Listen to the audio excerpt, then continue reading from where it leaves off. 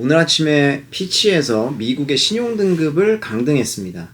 AAA 최고 등급이죠. 여기에서 AA 플러스로 한 단계 강등을 했는데요. 이게 사실은 예상은 조금 어느 정도 다들 하고 있었던 얘기예요. 왜냐면 과거에 제가 이제 뭐 시황이나 이런 이야기들을 할 때 많이 말씀을 드리기는 했었는데, 저희가 이제 부채 한도 협상 관련돼서 문제가 좀 심각했었잖아요. 다행히 이제 뭐 엑스데이트라고 하는 이제 마감일에 뭐 전에 이제 잘 협상이 되면서 그거는 무사히 넘어갔는데, 그때 피치에서 경고를 했어요. 이거 계속 끌면 우리가 뭐 강등이라든지 이런 조치를 할 수가 있다라고 이야기했었는데, 그러면서 그 당시에 부정적 관찰 대상으로 지정을 했습니다.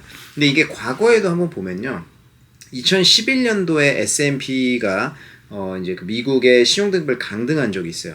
그때도 똑같은 이유입니다. 부채 협상이 계속 난항을 겪으니까 자꾸 이런 식으로 나오면 우리는 강등할 수밖에 없다라고 하면서 강등을 했어요.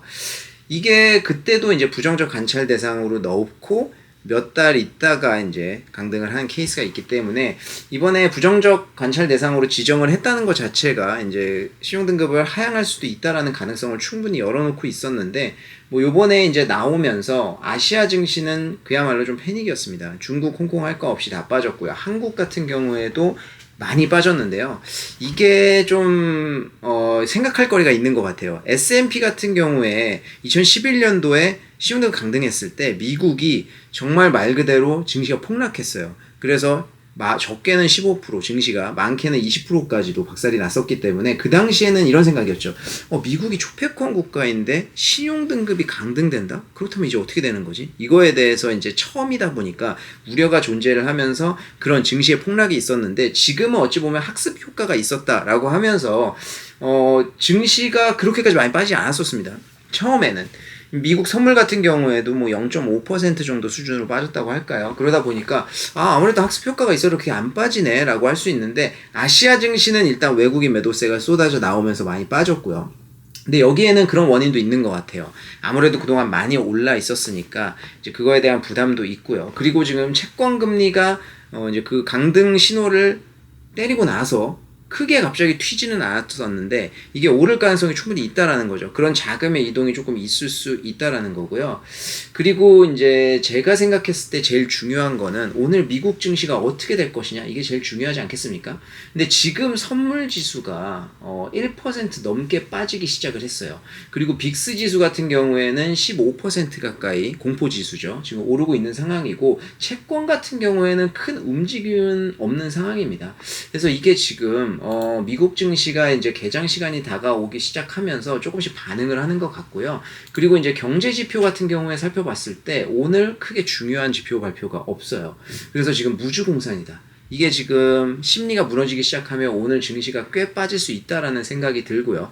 그리고 이제 이번 주 실적 발표를 봤을 때 오늘 장 전이랑 장 후에 장의 분위기를 바꿀 수 있는 기업이 있나라고 해서 좀 찾아보면 뭐 CVS 헬스라든지, 장 전에는 뭐 이런 기업들, 페리온이라든지 이런 기업들이 있는데 실적이 잘 나온다고 해서 크게 분위기를 바꿀 만한 종목들이 아니고요. 그리고 장 마감 후에도 페이팔이라든지 쇼피파이, 퀄컴 이런 종목들이 있습니다. 퀄컴 정도나 조금 장의 분위기를 변화를 줄 수 있을 하지만 그렇게까지 큰 건 아닌 것 같아요. 반도체 종목들이 이미 많이 나왔기 때문에. 그래서 목요일날 장 마감 후에 나오는 아마존과 애플까지는 크게 장 분위기를 바꿀 만한 이제 실적 발표도 없어요. 그렇기 때문에 오늘 이게 조금 우려가 돼서 장이 빠지기 시작한다고 하면 오늘 조금 빠질 수 있지 않을까라고 생각은 하지만요, 이게 크게 장기적으로 이제 미국 증시를 끌어내릴 것이냐에 대해서는 저희가 또 이 시점에서 생각을 해봐야 됩니다. 이 증시가 조정을 받을 때 이거를 매수 기회로 삼을 것인가, 손절할 것인가, 요거에 대해서 판단을 해봐야 되는데, 일단 미국의 국가 신용등급을 한번 보면요, 이번에 피치에서는 한 단계 내리면서 AA 플러스가 됐는데요, 무디스는 일단 최고 등급을 유지하고 있습니다. 그리고 S&P 같은 경우에는 최고 등급에서 한 단계 내렸죠. 이제 그 2011년도에. 그러면서 AA 플러스를 지금까지 유지하고 있어요. 그렇기 때문에 미국의 신용등급이 무디스나 이런 데에서 추가적으로 강들될 가능성이 좀 적다라고 생각하고요. 저는 결정적으로 지금 옐런 의장이 반응을 하고 있는 게, 지금 이번 피치의 결정은 굉장히 자의적이다. 그렇기 때문에 우린 절대 동의할 수 없다라고 이제 강력하게 반발을 하고 나서고 있는데요. 이 기저에는 그런 것들이 있다고 생각합니다. 저희가 올해 초에 SVB 사태가 발생을 하면서 SVB 사태가 왜 발생을 했느냐를 다시 한번 따져보면요. SVB가 이 은행이 채권 투자를 많이 해놨다는 거예요. 근데 금리 인상기가 되니까 이 채권에서 손해가 많이 발생을 했다. 결국에는 채권의 평가 금액이 손해를 봤다라는 건데, 그럼 만기까지 들고 있으면 되잖아요. 그럼 그냥 원금 받는 거니까. 하지만 이제 SVB 은행의 이제 재정이라든지 이런 것들이 좀 힘들어지면서, 그리고 SVB는 거의 스타트업을 다루고 있는데 이 스타트업들이 힘들어지면서 이제 계속 인출이 일어났다라는 것이죠. 그래서 보유하고 있던 국채라든지 채권도 다 팔아야 됐었다. 그래서 손해를 엄청 보고 팔았다는 겁니다. 그래서 SVB 사태가 터진 데의 기저에는 채권 문제가 있었던 거예요. 채권, 미국의 국채는 미국의 신용을 보여주죠. 그렇기 때문에 옐런 의장이 SVB 사태가 터졌을 때 이례적으로 빠른 속도로 반응을 했습니다. 그래서 우리가 이거 다 보장해주겠다. 그리고 이 예금에 대해서 무제한으로 우리가 이제 그 예금자 보호를 해주겠다라는 말까지 나중에 나올 정도로 굉장히 예민하게 반응했어요.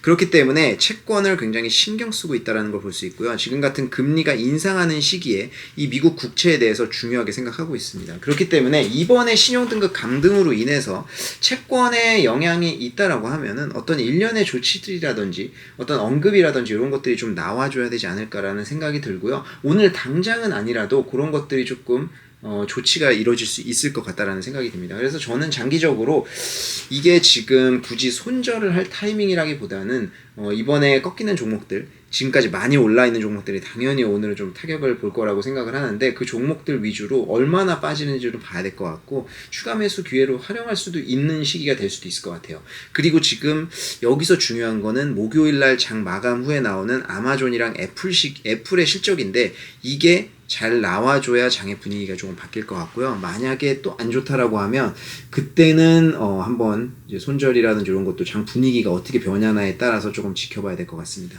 그래서 오늘은 피치의 이제 그 신용등급 강등으로 인해서 제가 어떤 생각을 좀 갖고 있었는지 오늘 하루 종일 좀 생각을 해봤는데 이런 내용이 좀 있었다라는 것을 빨리 말씀드리고 싶어서 퇴근하고 와서 좀 바로 촬영을 해봤습니다. 그럼 저는 빨리 한번 올리러 가볼게요.